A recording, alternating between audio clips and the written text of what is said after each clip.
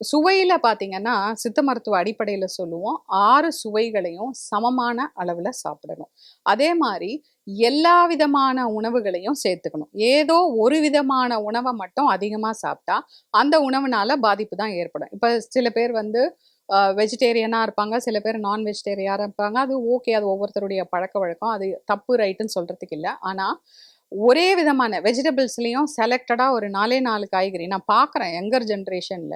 அவங்களுக்கு காய்கறி பேரே உருளைக்கிழங்கு, கேரட்டு, பீன்ஸ் இத தாண்டி எதுவுமே தெரியறதில்ல.